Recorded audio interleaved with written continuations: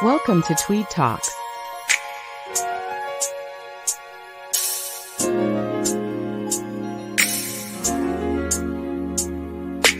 With your host, Pedro and Crystal Tweed.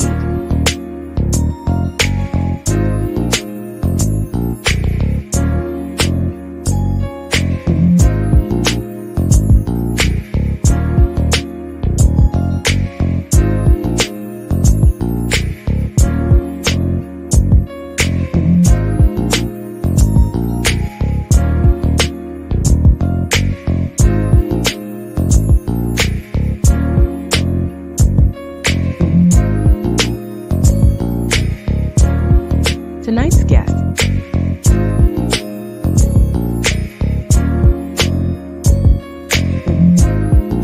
Tweed Talks starts now.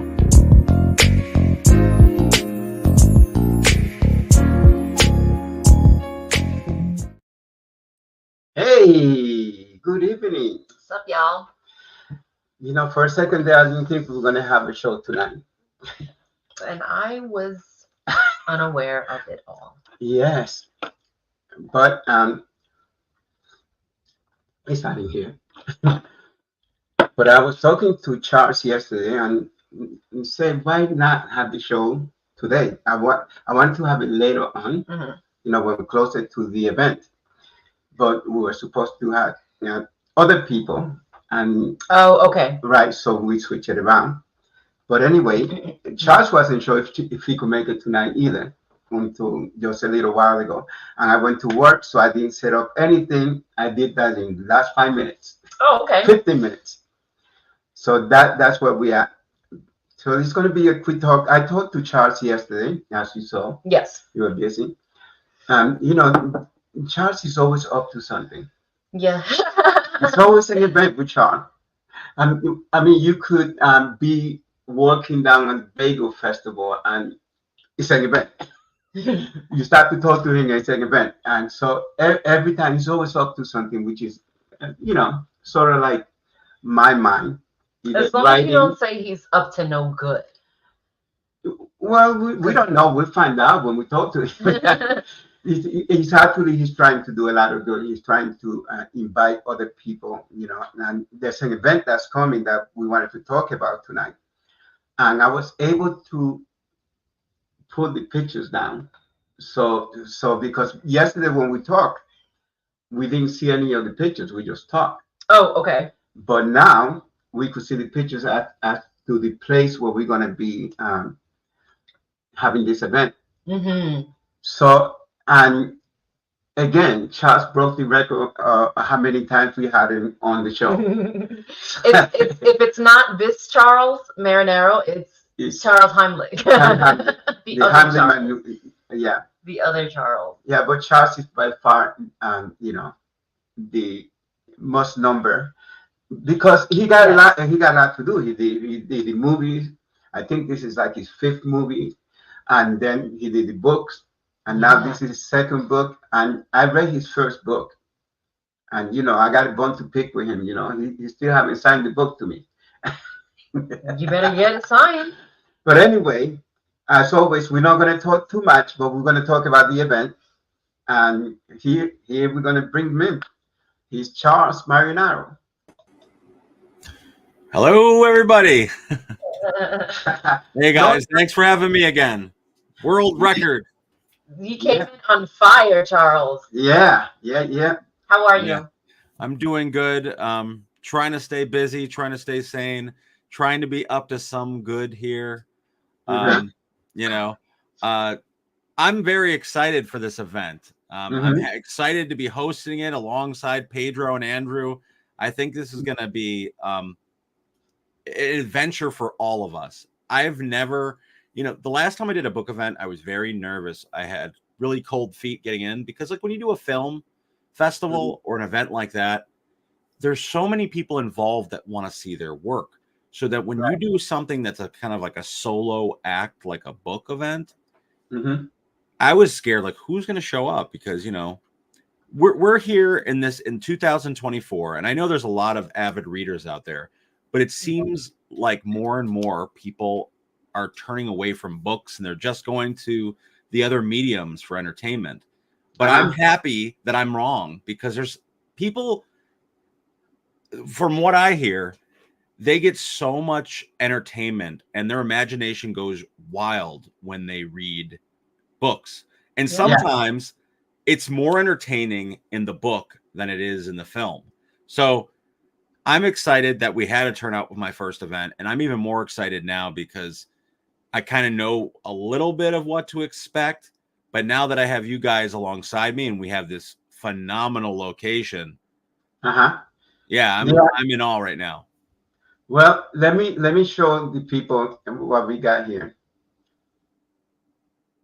Look at a handsome guy on either side of me. Who am I thinking that you look like, Charles? I want to say Morgan Spurlock. Is that the guy's name? Yeah, that was actually one of the pictures we did for. I'm one of those people that need to get more headshots done, because that's from like when we were doing like some of the stuff for Mantra. I had of photos taken. Stefan took. Stefan and he's a really great photographer, a friend of mine, and well, he's a good-looking guy.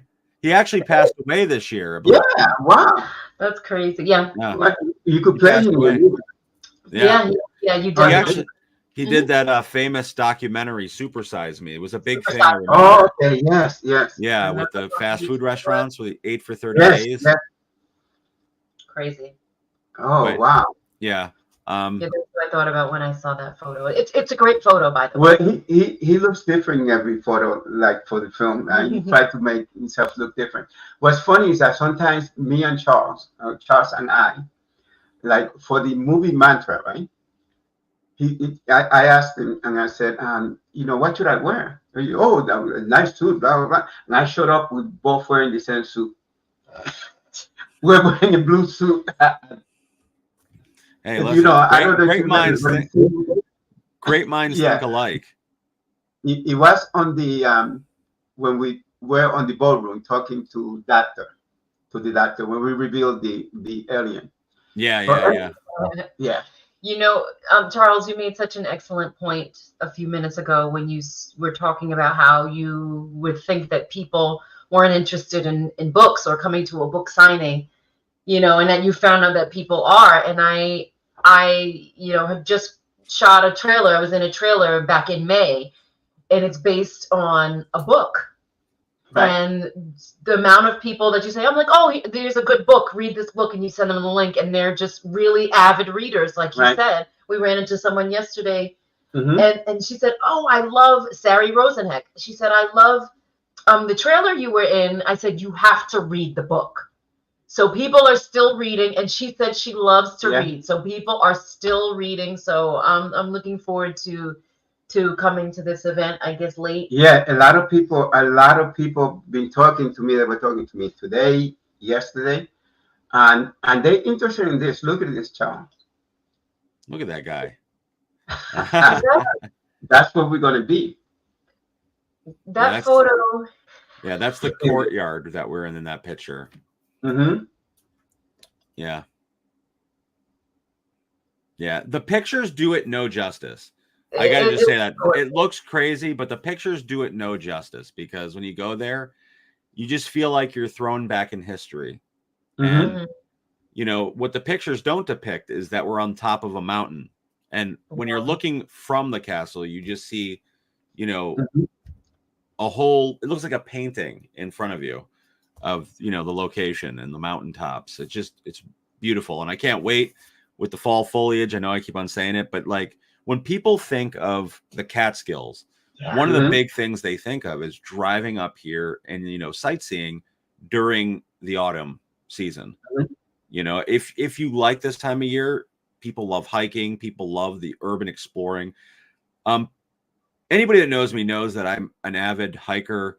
I love to be in the woods. I love to explore abandoned ruins and stuff like that. And this was one of the locations that has been kind of off limits, even to the urban explorers that because the property is owned by someone. It's been worked on for many years. They're still renovating. They're still doing stuff to it, the property.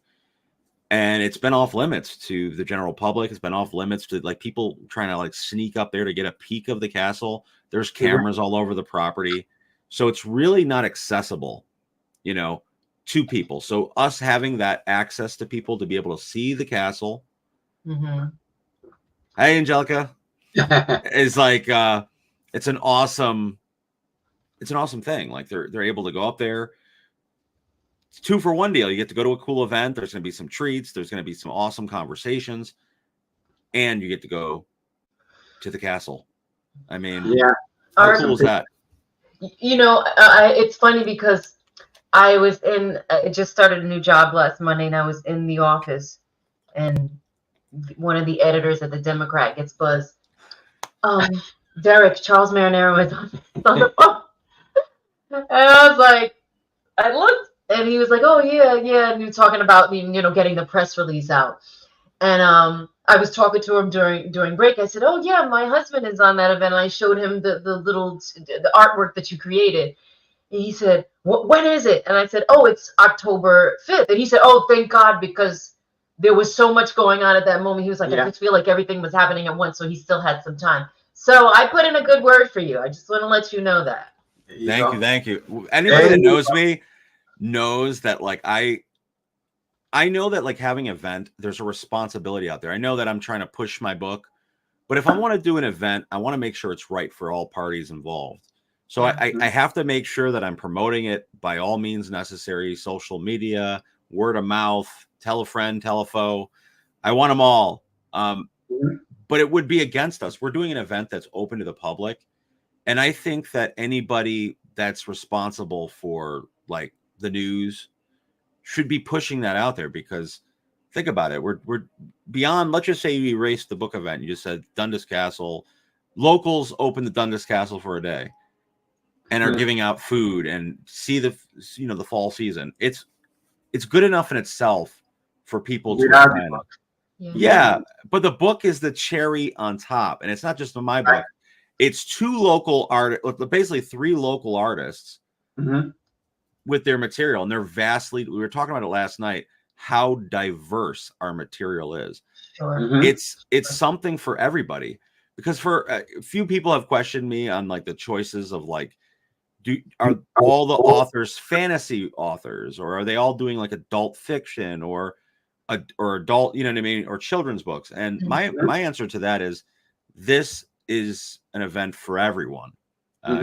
And with that said, it should be exciting that something like this is going on, having local artists with such diverse creative stuff. I don't know. That's just the way I look at it. Yeah.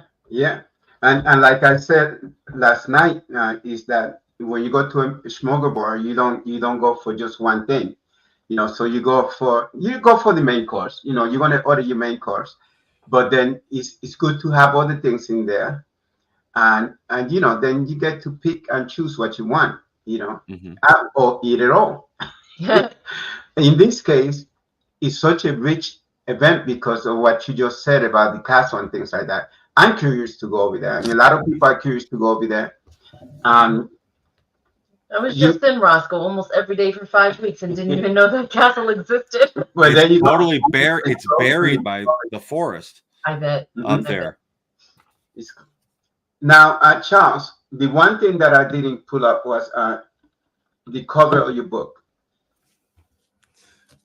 Well, if anyone wants to see, this is the book here, Reign of Grandeur.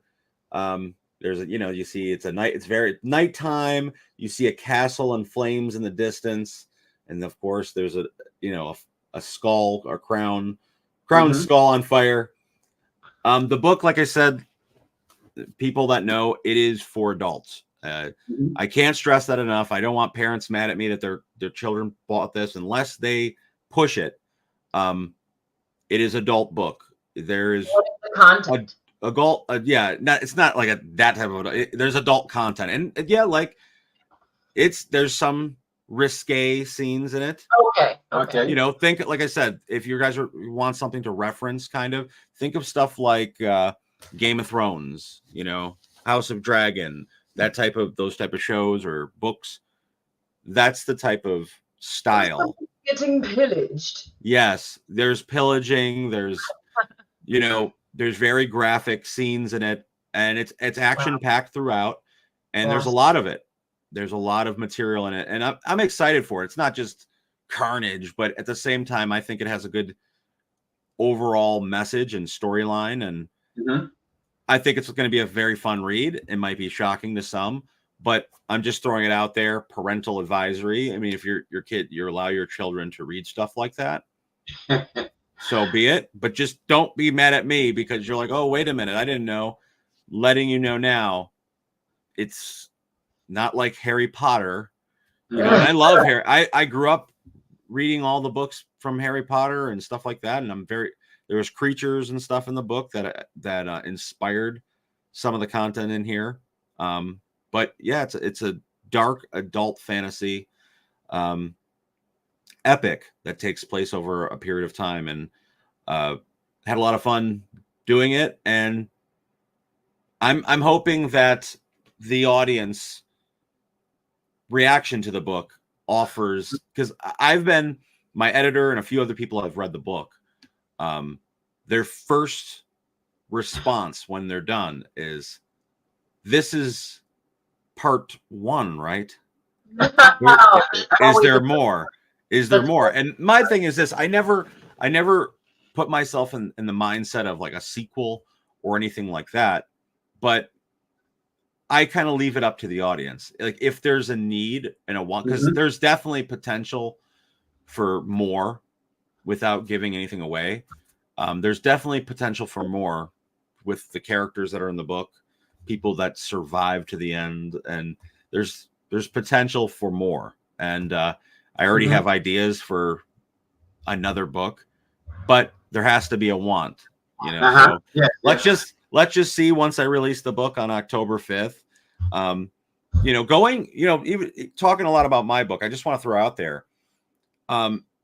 Pedro, a few weeks earlier, you had sent me my book, and after reading it, I was so inspired by some of the stories you told that were like autobiographical, that they were inspiring stories, they were vulnerable stories, they were funny stories, but they were relatable.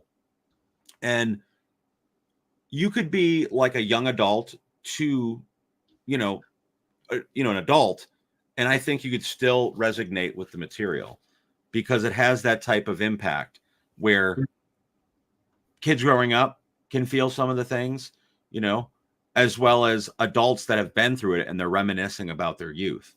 And I think that stuff's important.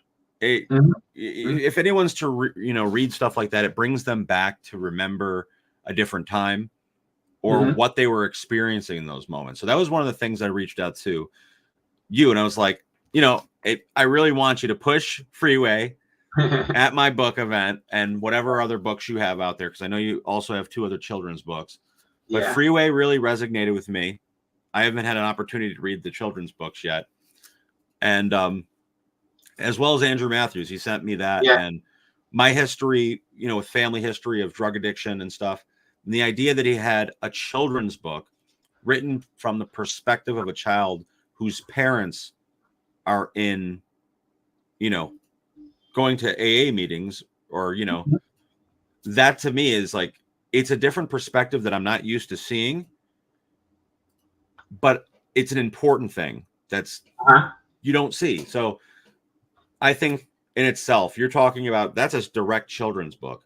Yours, I think, is like a middle-aged, or not a middle-aged, like a adolescent to adult, and mine's an adult. So like literally when I say there's a demographic for everyone and they're totally different things. It's autumn. It's gonna be a blast, guys. Come on. It's gonna be awesome. Then we're gonna get to talk, so there's a favorite story in the book that my wife liked, and I may have read it one time because she was cracking up so much about it. But there's some interesting things in there. Now, my next question is: you gonna eventually turn that book into a film? Well, when HBO gives me a call and I'm like, "Hey, Charles, I got this $200 million an episode." No, I mean, who knows? Who knows what the future may hold? But what I can say is this, and I've talked to a few people about it, is one of my reasons for writing a book like this is because everyone knows I make a little bit ambitious films that are like, typically when people do independent films, they don't make a post-apocalyptic movie or movies going to space or anything like that. I always push it a little bit sometimes to go above my budget restraints.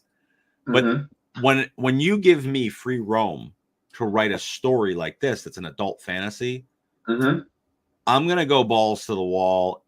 Imagination is going to spiral out of control. And there's stuff depicted in this book that unfortunately I'm not going to be able to do.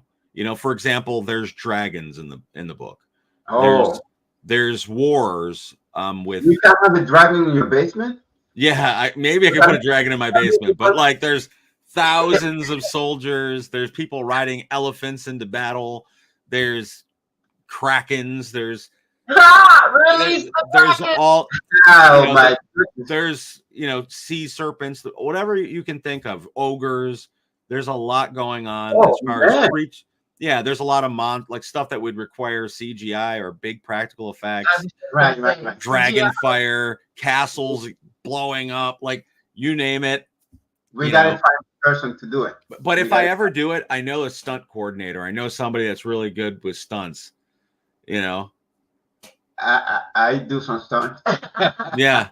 So, but yeah, I would love to. But that's the whole point. And with writing fiction or anything in general is when you're sitting at your computer, and this is my inspiration for people out there that have a story they want to tell it, because in the confines of your home or sitting at the park with your pen and pad, you can write anything.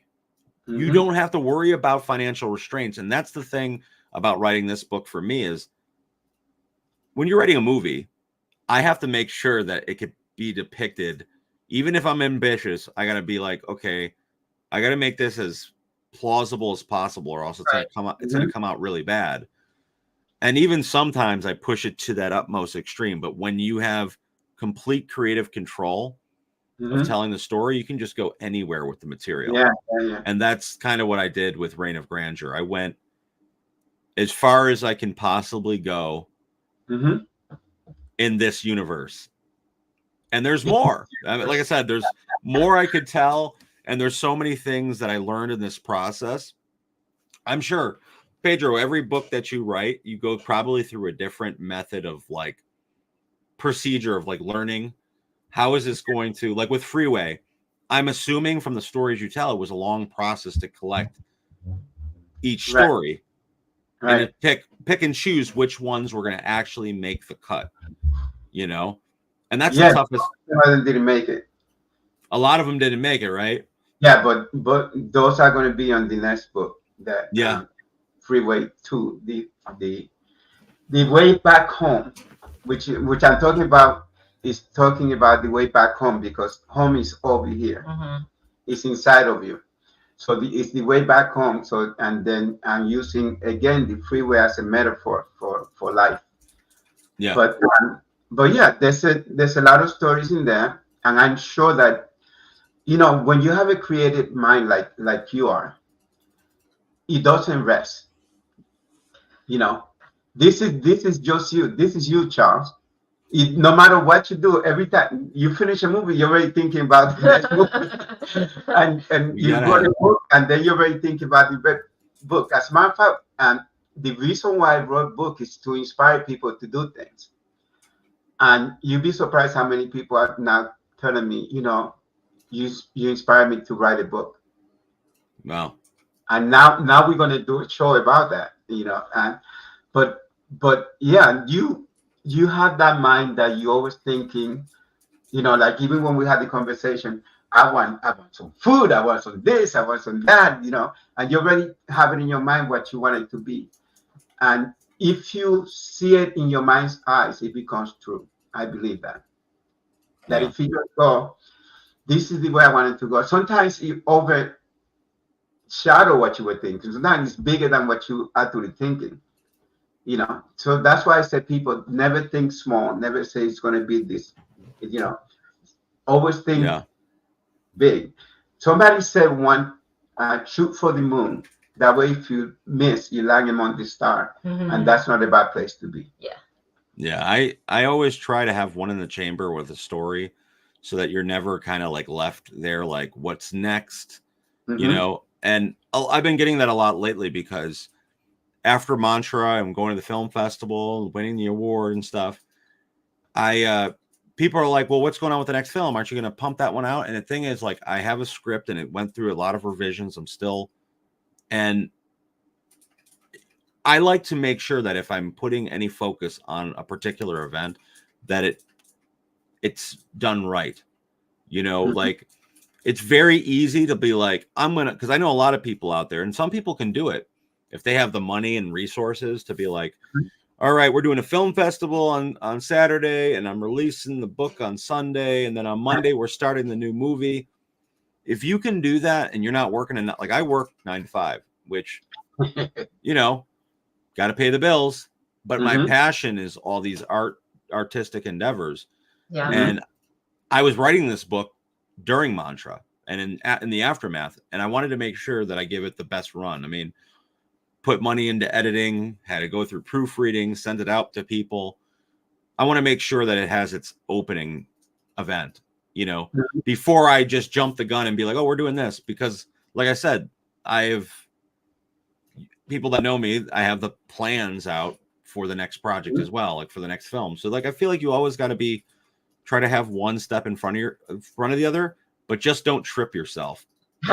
Get nothing done, because that's bad too. Is it like when you like half bake all your cookies and, you know, you come out with really cruddy product. And I mean, because we could have easily done this event at a local library, or we could have done it like at a book, like at a fair. We could have rented a tent and just collectively sold our books. But I think that this event with the tone, the local artists, just the idea of that opened, just being in a place of open creativity with a bunch of, because it's not just me and it's not just you and it's not just Andrew, but there's a bunch of people that I know that are attending are also art enthusiasts. They're artists, they're actors, they're models, they're photographers, they're painters, they're poets. There's so many different type of people that are going to be attending this event already. I know that didn't even press going on the thing. This should be interesting conversations because we're in an environment where, just like you said, conversations with each other help inspire one another. You know, like, and sometimes these networking opportunities help get people's projects off the ground to come to reality, you know? Absolutely. Yeah. So that's what I'm hoping for with this event. It's a great opportunity to meet people like-minded, meet new friends. I mean, I'm going to say this over and over again. I probably said it a million times in the past. I went to a mixer years ago. I met a guy who wanted to produce a film. I had a script. The rest is history. I had met in that moment. I had met a guy who we end up journeying to becoming lifelong friends with hundreds of people over the years through multiple film productions, through film festivals, to later my book event. Some of those people came to my first book event, you know, a few years back, you know, right after COVID, and I did my book event at the bookstore in Bethel.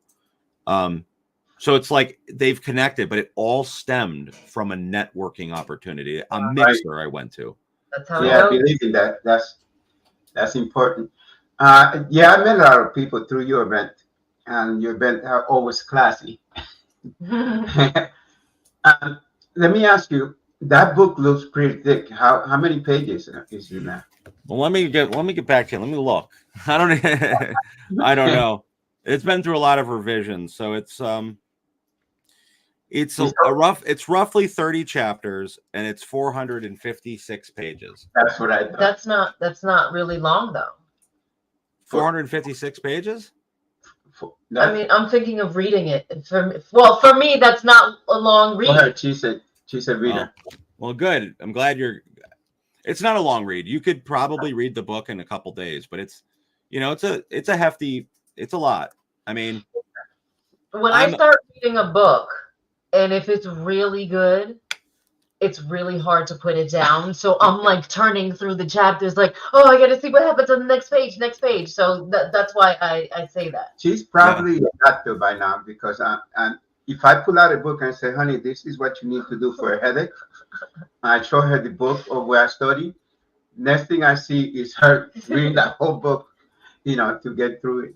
That's Yeah. reading is like, I feel like if you're an avid reader, it goes hand in hand with writing.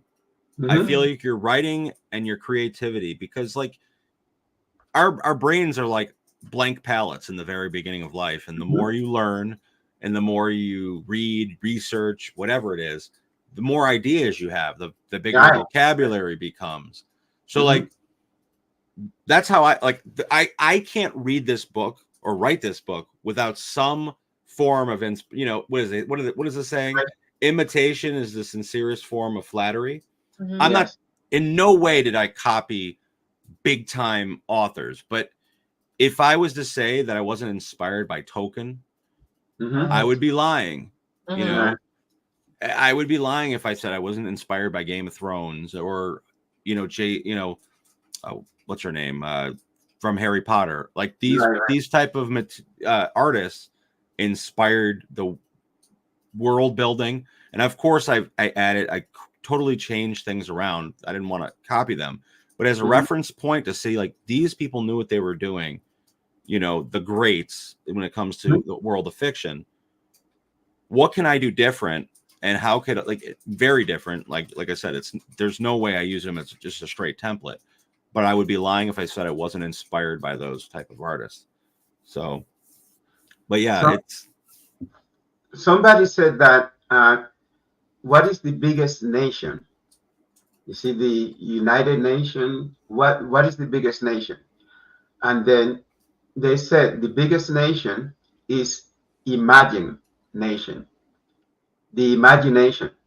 And because of that, books are better than film because film shows you things, but reading your book, you start to use your imagination. Yeah, you paint your own picture in your mind. So the feeling are different than sure when you watch a movie, like if you watch Jaws and the music start going boom, boom, boom, boom, something is coming and you get ready, right? I wish it was like that in real life, Charles. Wouldn't it be nice? if we could work it out like that. When something dangerous is gonna come, do. Okay, get ready. Well, that's the thing. Like we were talking about it in the past, but when you're doing a film, there's such a collective art with so many different artists that make that happen. Like I could create the story and write it, but without the vision of the composer to add the music, they say like 50% of a movie beyond the visuals is the audio and the sound and the music. So if you just take your favorite movie and you just pull that soundtrack out of it, Jaws would be not nearly as good. Yeah. People would probably be laughing. Yeah. Didn't have a soundtrack. So we saw a documentary on it, right? You were watching? When they were talking about creating the music, and what happened was that the Jaws wasn't working, the mechanical one. So they used the music to make you think that it was coming. So then when every time you heard the music, it was supposed to show up, but it didn't show up. It created more, Yeah. So that was pretty interesting. So and it was like dun dun dun dun, and every time you hear that music, here it comes, and then it didn't show up because the thing wasn't working yet. Right. Yeah. That's cool. I love those stories of like behind the scenes type material. But that just adds to another thing. Like there was all those actors on set, the crew, the cast, all those people working together to make that. But then when you pull it back to the books, right?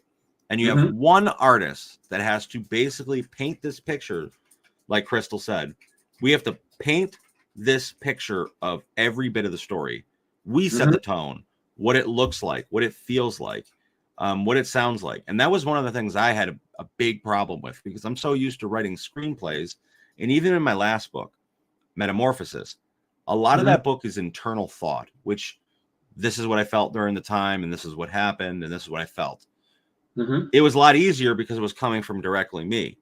When you're writing a fantasy in like the third person, right? And you have, let's just say there's 20 prime characters throughout the book. You have to describe each of these characters throughout the book, but you got to do it in a way that doesn't feel like you're reading a textbook. Right. You know, how their hair looks, you know, how their face sits on their shoulder, like whatever it may be, what they smell like, you know, little things like that you wouldn't think about, but it sets the tone, what the room feels like, the lighting. And that was something new to me with writing this book. You know, you can't just tell a story. It's not a screenplay. You have to, in vivid detail. And that was one of the things, like when I say inspiration, when you read Tolkien's work, when you like read The Hobbit or Lord of the Rings and stuff like that, there's pages of scene setting. I don't do that, but literally there could be like 4 pages long of just a detailed description of what the prairie looks like and the hillside that the hobbits live in. So it just helped. That's the reference points when I'm talking about work. It's like how to tell the story, how to feel it, and you're doing it yourself. You have to really work hard to set these stages for these characters. Yeah. So when did you start thinking about this book? Honestly, it's gonna sound really, really weird, but we were watching House of Dragon, right? Now I've watched the whole season of Game of Thrones. I loved it. I didn't really like the last episode of the series, and I don't think anyone did. Things should have been different. I don't even think, the author who wrote it liked the end. But anyways, they did House of Dragon, which had taken place a few hundred years earlier, and it was basically the dynasty of the Targaryens, if you're familiar. But anyways, the story was done in such a good way. The first season, the second season, they just messed everything up. But anyways, the first season was so good that it like made me think of like, what if I wrote an adult fiction, not about that in particular, but what if I threw my hat in the ring to, start writing something like this? And I'm one of those people that friends told me for years to get into that material, to watch the show, to read the books. And I'm like, I'm not really a big, like, I don't like whimsical stuff. Like I like science fiction and stuff, but I'm not the guy that's like into wizards and magic. And I'm not into that stuff, or at least I thought I wasn't. Right? Apparently you are. And I watched the show, and it was done in such a way that it felt like it didn't feel childish. Okay. Like when you're watching House of Dragon or Game of Thrones, there's political intrigue, there's real life drama and chaos and power struggles. And I'm like, wait a minute. And then they have dragons too?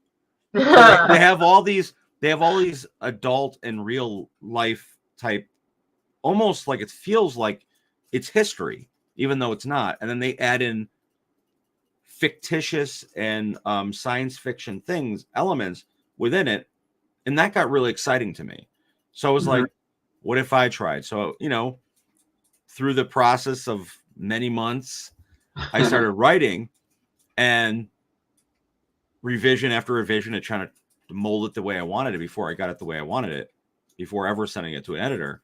But I never thought in a million years, if you would have asked me during the time of Metamorphosis, if you would have asked me then and said, what's next?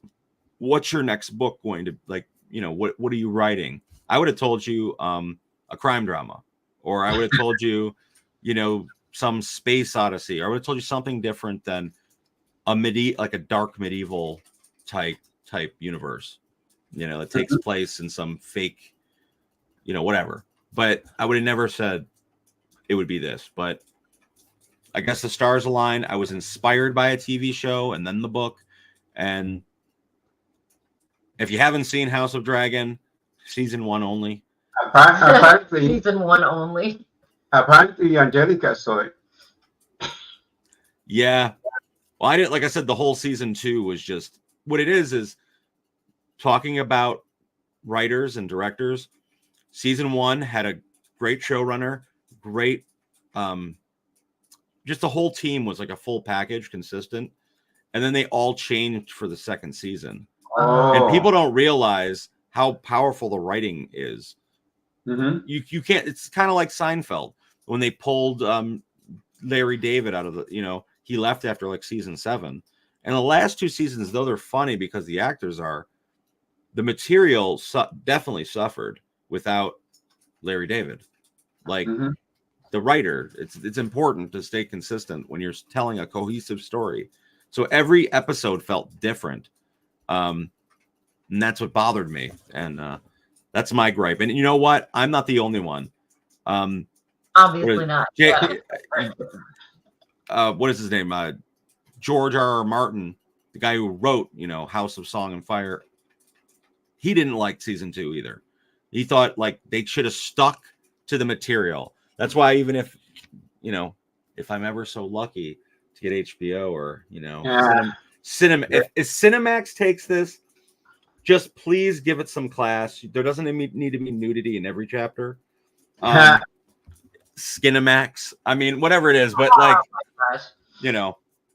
I'll be grateful no matter what. Netflix is doing film too now. So. Oh yeah.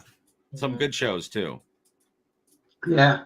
Let me show some of the pictures again so people will see where we're going with this.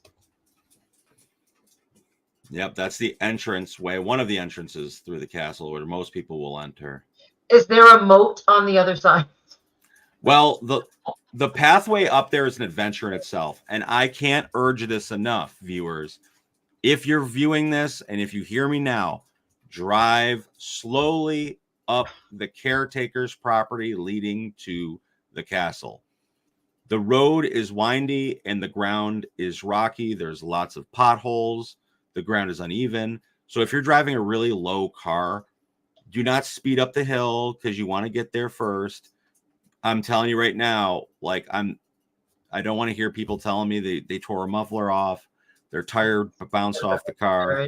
Just gotta. I'm serious. Like it's a wine. It's like a half a mile, quarter mile up the hill, but it's a rough road. Think about it. It's been off the beaten path of guests for many years. The property of the castle currently has basically a hunting club up there that's like close to the castle, right next to it. And the hunting club is where people could utilize the restroom if they need to go. But beyond that, it's not right there. You still have to like hike over to that if you have to go. And it's only used for hunting. And a lot of those guys got big trucks that they come up there with and stuff like that. So just be conscientious of what I'm saying. Like, drive careful. It's going to be like right now. It's a little like we've been having this weather is like unprecedented. It's right. Beautiful weather. But I can't say it's going to be like that in a little less than 3 weeks. We're talking about a little less than 3 weeks. Yeah. It may be chilly. So dress appropriately. And what I've been telling people, and I've been saying in a few videos, is there is no guarantees about a few things. There is no guarantee that you will walk out with a copy of Reign of Grandeur or any of the books. But if you do want a guarantee, you can pre-order. You can pre-order the books. There's the postings that I'll put up. They're on the event page right now. If you want to pre-order the book, because we're lugging everything that has to go to this location has to be lugged up there. We're talking about if there's chairs up there, they have to be lugged up there. If there's a garbage that's needed up there, we have to lug it up there. Food and tables that's to be brought up there. So we can only bring up a certain amount of stuff. And that's why I've been telling people, if you want to buy a book and guarantee that you get one on the day of, please pre-order. And that's the same thing for Andrew and Pedro's books as well. Do you want to make sure that you get a copy so that a lot of people want to make sure that they get a signed copy and a picture with the author on the day of at the castle? That would be the best bet. So pre-order to make sure that. And also another guarantee you want to do is there's only going to be a nominal amount of chairs there at the location. So what I'm telling people now is bring a fold out or a lawn chair to the event. If you don't need it, just leave it in your car. If you need it and you want to sit down during the book part or stand, whatever you want to do. But there is no guarantees with this because we have to lug everything up there. And, you know, just keep that in mind. Dress warm, drive slow, bring a chair, and pre-order the book if you want to make sure you get a book. I'm going to have a bunch of books too. But like I said, we don't know. No one knows. This was a fantasy. Like, I'm closing my eyes right now. I'm dreaming about it. It's just crowds of people all like, yeah. But we don't know that. So none of us want to take the responsibility of buying thousands of books or a couple hundred books. Exactly. It's a big investment if you're not going to sell them at the event. So that's why pre-ordering is the best bet. Bringing a chair, you know, I just wanted to make sure I got that out there because, you know, I know some people, if they have like, you know, their father or people with disabilities or something, like they want to come and they want to sit down for a little bit, make sure you have a chair to do that. Mm-hmm. You know? Yeah, and dress warm. Just warm. Yeah, just in case. Absolutely. And there's going to be prize giveaways. The first 50 people at the event will receive a small gift bag, a token of our appreciation for attending the event. So you want to be one of the first 50 people to arrive. There also will be every person that attends the event will sign up for a free raffle that before the book event actually begins, they will win. There'll be a few winners taken from the raffle based on, there'll be numbers along each person's name and there'll be a drawing pulled out. You never know what you can win. It could be a t-shirt. It could be a free book, whatever it may be. But there will be, like I said, prize giveaways at the event, gift bags for the first 50 people. You guys don't want to miss. Let's just say there was nothing there. There's going to be donuts. There's going to be stuff to eat, treats. There you go. Yeah, it's going to be nice, you know, because like I said before, if there's rain in the forecast, the event will have a rain date of the following week of the 12th. I know that we've said it before. It's on the 5th right now, October 5th. But if it's like rain in the forecast, it's all outdoors. We're not going to bring books out there and be reading in a thunderstorm. I know it will be really cool. It almost looked like the cover of my book, you know. But at the same time, we want to be safe. Safety first. So don't get mad at me if you guys made plans and arrangements and we had to do it, because remember, it is an outdoor event. Like any outdoor event that time of year, we're going to keep a close eye the week before the event, even 2 weeks before the event with the 2-week forecast, to keep an eye on the weather. D, the trees are changing as we speak. They are changing slowly. So you best believe it, in the next few weeks, those trees are going to be changed. Hopefully the leaves will all still be on the trees, which I think they will, but they're changing. So there you go. Yeah, I know I just gave you a giant info dump. I'm sorry about that, but I just wanted to make sure that stuff was clear to people. That's what we want. Better to be safe than sorry. And absolutely, you know, we're going to do a little reading, you know, so that should be entertaining. And then you're going to read a part from the book. Yeah. Oh, like a lot of people have been asking me, what is a typical thing that happens at a book signing? Like, this is all I can basically say. It is a chance for people who know nothing about the book to get a taste of what the book is about, any of our books. And it is also a chance to directly speak to the authors. So I know that people have read Freeway before, and I know that people have read Andrew's material before, and my past books before. Even if they know you as an author, it is their time to ask questions, you know, because we are going to have like a Q&A type event where the audience is able to ask questions of the authors. And if people cannot attend the event, you can still email us or send us a message on Facebook, the questions you want to ask the author, because we are going to stream the event when it's going on. We're going to put it on the Facebook stream so that people could like say, hey, Pedro Tweed, what was your inspiration behind this? Or whatever it may be about a certain character in the book or a moment in the book that they have read in the past. Or it could be general questions that they want addressed if they haven't read it.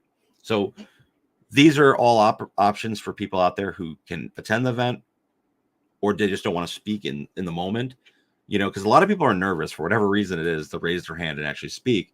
So I did it at my first event and I got a lot of feedback from people who asked some in-depth questions that kind of put me on the spot, but it keeps things interesting. It keeps things real. And if people are spending their hard-earned money to buy your stuff, Right. they have the right to ask. And if, you know, if we're uncomfortable about certain things, you can always, you know, dodge it or whatever. But I'm saying, like, it's the best thing you can do. So at a book reading, you have that opportunity to speak directly with the people. You guys can mingle amongst yourselves, have a good time. So it's a very relaxed format, but there is a section of direct reading of the passages and questioning of the artists. So that's kind of how the format goes. What's the email address if folks want to send questions that can't make it? If people want to send questions that can't make it, they can do it by emailing me at Marinaro, which is my last name, films@gmail.com, or directly through Facebook if they're seeing this, if they're not my friend. I have my friends list public so people can add me if they want or whatever. You could always reach out to Pedro Tweed or Tweed Talks as well. I want people to have an open format to be able to ask questions during the event about the material, anything really, if it's regarding the books or what's to come next or inspirations or whatever it may be. I always find it a valuable thing because it inspires us as authors that people actually care or that they want more or whatever it may be. And it's also constructive for us. And just from the books last time, I had a few conversations after the Q&A where people were coming to me and they were like, it opened up conversations that they would have necessarily not had, where they came up to me and they were asking more in-depth questions about material that they were writing and asked me, how did you do this? Or were you nervous about this? Or who do I go to in this situation? Like, so it was helpful for them. And for me, I felt like I was doing them some sort of service by giving them some advice that I maybe struggled with at a specific time. So it's a valuable thing to ask questions and have fun with them. And there's prizes, people. Who doesn't want prizes? Free prizes and swag bags. Come on. Absolutely. I got some really cool stuff too. Alexis is putting these together. These are going to be magnets. Let me see if I can do this. They're see-through right now, but they're going to be see-through. But they got my thing. Is that a dragon? Yep, a dragon. It's really hard to see on this because it is see-through. It's really classy looking. But yeah, these are going to be in each of the swag bags. They're going to be magnets eventually being worked on. They're nice material. They're like what kind of, it's like a plastic ceramic. I don't even know. Acrylic. But yeah, they're really cool though. So I heard you don't want to miss it. What's that? I heard you produce it back there. Yeah, she's over here working on something. But yeah, like we're always doing something, and it keeps me motivated. It keeps my mental health. People don't realize we do a lot of events. I'm always interested in creating other stuff, but for me, it's therapeutic.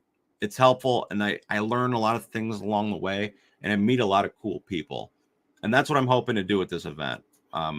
Meet a lot of cool people, have some good conversations, eat some good donuts, and enjoy the season for all it's worth, The because donuts again. this has been a beautiful summer. I can't complain. Like in the past, I've complained about the weather. This has been a beautiful summer. But I'm ready for fall. I'm in the fall mode. I'm in the fall clothes. And this is a perfect way to kick off the fall season. Pumpkin season. And Spooky on season. that note, we're gonna say good night. That was a great conversation as always. Mhm. And I can't wait because a lot of people have been saying they're gonna be there. So I can't wait to. Please, people, RSVP. If Yes, you're planning to come, say you're going, because a lot of people are like, they're putting interested, and that I like that too. But if you say you're going, it helps us know how much food to get, How many donuts to get? yeah, like right. how many what kind of accommodations we need to make. So that is how we're justifying a lot of things. How many books we need to pre-order. It Right. makes a difference. So please, if you're planning to definitely go, sooner than later, say going. Mhm, So Yep. mhm.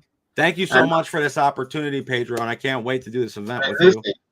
you just got a whole bunch of policemen to go to the event. You mentioned donuts, so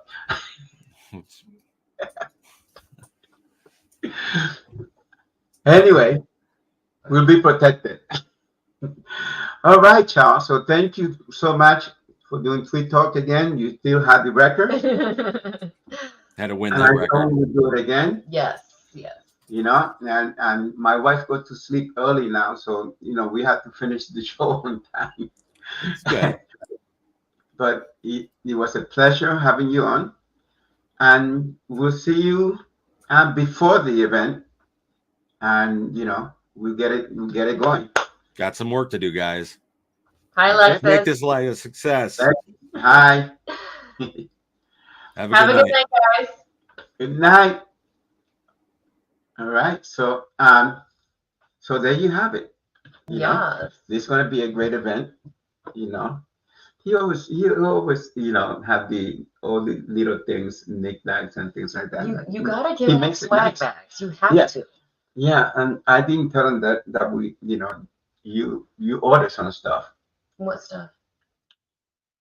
for the lab book signing that I did.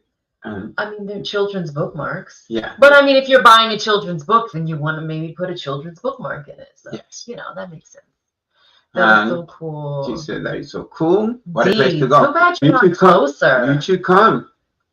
Make it a weekend. If you want to take a weekend trip to the Mhm. Catskills, There let you go. us know. Bring a friend or 2 or 3. And if you are coming, RSVP to the event. Okay. Good night. My Benadryl is kicking in. Okay. Buenos nachos. All right. With that, we're gonna say love, peace, and harmony, and we'll see you next week. All right. Bye bye. D, whenever you do, just let us know. Yep.